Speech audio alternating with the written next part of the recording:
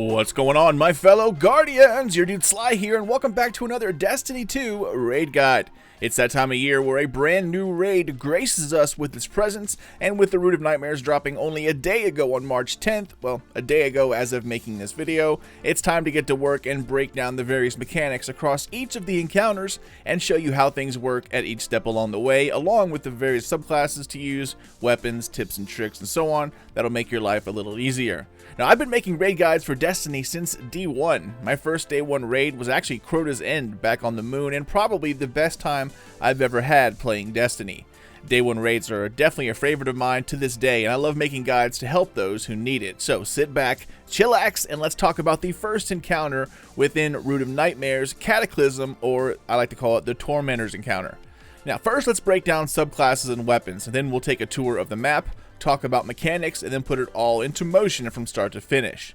Now, just as a heads up, y'all, this guide was created on day 1, and my team and I discovered these mechanics and made strategies on our own. So while this guide will get you through the raid, at some point an easier way to do things will more than likely pop up. So while these strategies might change, the mechanics of this raid will not, and that's really what this guide is here for. How you deal with the mechanics is ultimately up to you. My way is just really a suggestion and one way to beat it. So, just an FYI. Okay, so with the disclaimer out of the way, let's talk about classes and weapons. Now, this encounter is all about speed and burst DPS while killing lots of ads. Now, what you're watching, of course, is contest mode, so things will be easier when normal mode comes around. You'll basically have 1 runner, 3 ad control, and 2 Scion Hunters / damage dealers, and I mean hunters as in like Scion Seekers, not hunters the class. Ideally, ad control players will be helping out with damage if they get a chance. The big thing to take away here is the main mechanic, and that's activating the plates. We'll talk about that in just a second. So for subclasses, this encounter is not that hard. It's just a bit chaotic at times because you're dealing with lots and lots of ads spawning and tormentors and barrier champs spawning at the same time with only like 20 seconds to spare. The time is the real reason why it's chaotic, not really the enemies. So for subclasses, you want to use what you're comfortable with and spec out for ad control and of course survivability. My recommendations: Titans, Strand spec'd out for using lots of Suspend. It works out very nicely, but Void with Volatile also works great across all classes.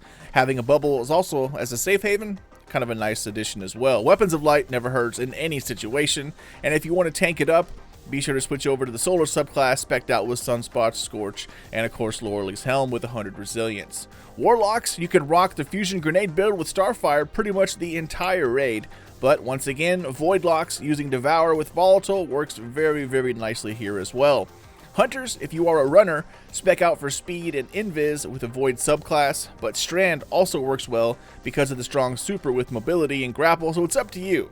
As I said, pretty much everything is viable here. If you're a hunter on ad control, I'd recommend going Arc subclass and just mow down everything in your path. As for weapons, there are barrier champs here, so there should be at least 1 or 2 barrier capable weapons such as pulse rifles, at least for this season, but Arbalest works great for both barriers and doing damage. Linear rifles, even with the nerf, are still decent choices for a lot of various instances. Maybe not for sustained boss damage, but I wouldn't go on a deleting spree just yet. As for heavy weapons, it really depends on your job.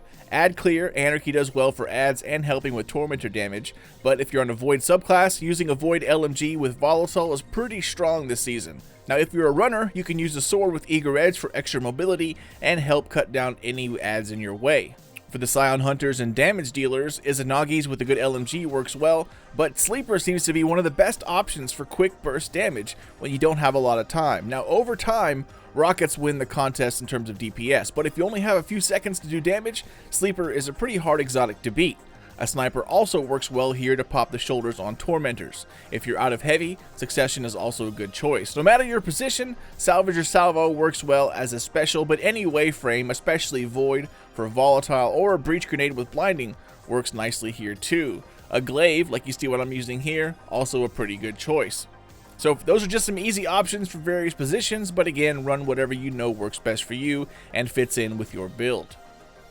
Okay, so next guys, let's talk about the map and learn it a little bit. Now it's best to think of this encounter as kind of like a long Y with a sort of tall building in between the split at the top of the Y. You start off at the bottom of the Y and go north towards the split. There are a lot of tall places, corners, dips, and stairs and ramps all around this map. It is very three-dimensional.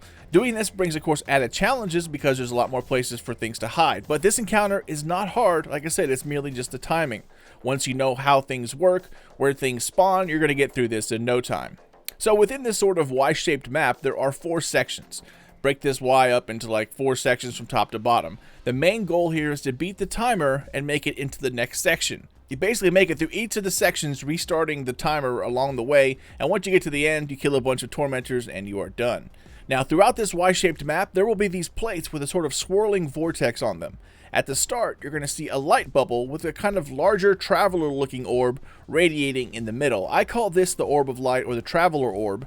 The light orb makes things easier, so we'll go ahead and stick with that. But this plate is called Home Plate. And these 2 types of plates, Vortex Plates and Home Plates, are pretty much the main mechanic throughout the majority of the raid. It's not in every encounter, but knowing how these work and learning the plates will make things easier for everyone from here on out. So let's talk about how these plates work, along with other mechanics in play. The plates are kind of similar to the Vex confluxes that you see in Neomuna. Lines will radiate outward and point to one of the many vortex plates around the map. Those are the plates with the swirling things on them. Now, you shoot the light orb on Home Plate, then the counter starts, and it will give everyone a buff who's underneath its shield. It's called the Field of Light buff. The key here is that only one person should shoot this orb. If you shoot it too many times, or if other players shoot it, it can mess things up and it'll shut things down. So basically, the runner will be the only person to shoot the orbs or deal with plates. What happens here is that you are basically trying to move the light orb up the map to the end, connecting all vortex plates in each of the 4 sections of the map. And you do this, of course, by activating plates. In order to make a plate active, you need to have the Field of Light buff and use that buff to shoot the small black orb on one of the vortex plates that it's pointing to. In order to make a plate active, you need to have the Field of Light buff that you receive from the Home Plate and use that buff to shoot a small black orb on one of the vortex plates. And of course, you'll know which plate it is because it's going to be pointing towards it. Now, doing so uses up the Field of Light buff, and then you have to go back to Home Plate and grab the buff again, and once again, another line will show up and point you to another one of the vortex plates that you have to activate. The idea here is to activate enough plates so that they are sort of chained together. This will allow the light orb to move up to the next area where the runner can then get the buff and start things all over again. This whole encounter is pretty much about trying to move the light buff or the Traveler Orb from the start of the map all the way to the end. That's kind of an easy way to explain it. Now, while the runner is doing that, Scions will appear and block the runner's ability to activate one of the plates and bring the light orb and Home Plate forward. So the 2 Scion hunters need to read the room and be ready to take them down as quickly as possible, because not only is the runner dealing with timing issues, there is a countdown timer that wipes the whole team at 0. It's called Sweeping Terror. This is the wipe mechanic that kills the whole team once it hits 0. Now, on top of those things, right after the Scions are taken out, which allows the runner to continue, 2 baddies will spawn, 1 Tormentor and 1 Barrier Champion. Those who are on the ad clearing duties need to worry about the Barrier Champions, while the Scion Hunters take out the tanky Tormentor. Killing the Tormentor is how you add time back onto the Sweeping Terror mechanic, the ultimate wipe mechanic. And just like in the campaign, you first have to pop each of their shoulders. This chunks their health and then exposes a critical weak spot on their chest.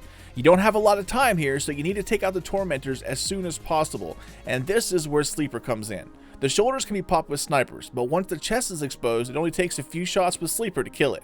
I was using a firing line Storm Chaser, and while it did work fairly well, Arbalist or a single shot linear would have been a much better choice. However, Sleeper seemed to be the best thing to use. Anyways, once the Tormentor is down, the Sweeping Terror countdown becomes extended. Simultaneously, the runner is continue on activating plates. It's best for Scion and Tormentor hunters to stay up high so they can see where things are spawning in. Scions will usually spawn in a left or right or top and bottom pattern. Tormentors and Barrier Champs will always spawn in together at the same time on the left or right sides, and they both use the exact same spawn-in animation, so you cannot preemptively call out or tell where they're going to be until they are physically shown. So that's basically how it works in a nutshell. The runner gets the Field of Light buff and has to activate Vortex plates, being told which plate is next by the lines pointing out of the orb. But in order for the runner to keep going, Scions need to be taken out, and in order for the wipe mechanic to be extended, Tormentors need to be taken out. So speed is pretty much everything here. The faster the plates become activated, the faster the Scion spawns, and the faster the Scions go down, the faster the tormentors will spawn, which means you can get more time back on the clock. Ads will be everywhere at every step, and I can't quite remember the number of cycles, but after a few rounds of killing scions and tormentors, things kind of reset, and the home plate with the light orb moves forward into the next area. Basically, if you take our Y map and slice it into 4 sections or 4 areas, you get a chance to rest at the start of each area by moving into the next one. Now, once you make it all the way to the 4th section or the 4th reset, you are at the end. Here, the map splits into that Y-shaped part with a kind of tall structure in the middle. The mechanics stay exactly the same, but tormentors can spawn in the far left ground floor, close middle ground floor on the left, and on top of the middle structure on the left-hand side. The same applies to the right-hand side, so they have 6 places where they can spawn. You don't have as good of a vantage point as you did back at the start of the map, and they jump all over the place once they spawn, so getting shots off becomes much harder. Once you make it back to the end, you will have a wave of tormentors and everyone needs to help take these guys down.